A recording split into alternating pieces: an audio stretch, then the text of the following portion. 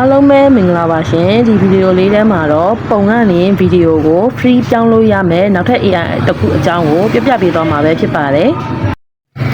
ပုံကရင်ဗီဒီယိုပြောင်းဖို့အတွက်ထုံးစံတိုင်းပဲ Chrome browser ကရင်မှာ Grok AI လို့ရိုက်ရှာလိုက်ပါမယ်ဒီအပေါ်ဆုံးက Grok AI website လေးတွေဝင်လိုက်ပါမယ်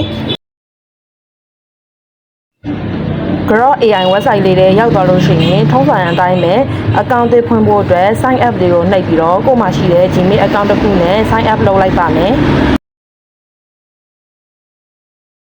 sign up with Google ကိုနှိပ်ပြီးတော့ကို့အမြဲတမ်းသုံးတဲ့ Gmail account တစ်ခုနဲ့ sign up လုပ်လိုက်ပါမယ်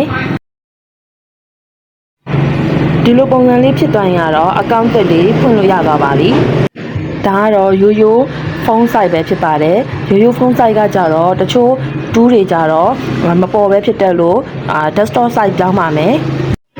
desktop site ပြောင်းဖို့အတွက်ဒီအပေါ်ထောင်သားလေးကအပြောက်လေး၃ပြောက်ကိုနှိပ်လိုက်ပါမယ်တချို့ဖုန်းတွေကြလည်းဒီတောင်းမှာပါတယ်တချို့ဖုန်းတွေကြလည်းအောက်နားထောင်သားမှာပါပါတယ်ဒီ desktop site ဆိုတာလေးကိုအမှန်ချင်းလေးပေးခဲ့ပါမယ်အခုဆိုရင်ကတော့ဖုန်းရိုးရိုး site ကရင်မှာ desktop site ပြောင်းသွားပါပြီဒီကလန်နာက create image ကိုနှိပ်လိုက်ပါမယ်ဒီလို file ပုံစံလေးကိုနှိပ်လိုက်ပါမယ်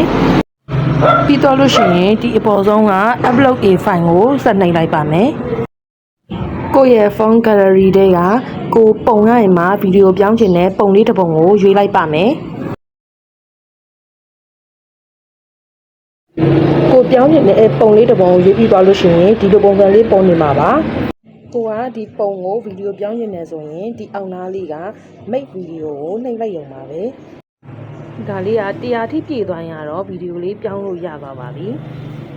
အခုဆိုရင်ဗီဒီယိုလေးပြောင်းသွားပါပြီသူကတော့ 100% free ဆိုတော့ budget လည်းတက်တာပါတယ်စမ်းလုပ်ကြည့်ရင်လည်းဒီကတော့ဒီ Grok AI နဲ့ပုံရဗီဒီယိုလေးစမ်းပြောင်းပြီးတော့လုပ်ရင်တော့ပိုပြီးအဆင်ပြေပါတယ်ဒီဗီဒီယိုလေးကိုစေထားခြင်းရင်ဒီအောက်နားလေးက down arrow ကိုနှိပ်ပြီးတော့စေထားလိုက်ရုံပါပဲ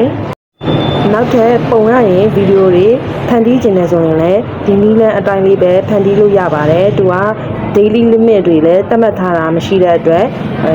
ဖန်တီးလို့အဆင်ပြေပါတယ်သုံးရလည်းအဆင်ပြေပါတယ်အားလုံးပဲ like လုပ်ကြည့်ပြီးအဆင်ပြေကြမယ်ထင်ပါတယ်နားမလည်တာမသိတာရှိလို့ရှိရင် page messenger မှာပြန်လာမေးလို့ရပါတယ်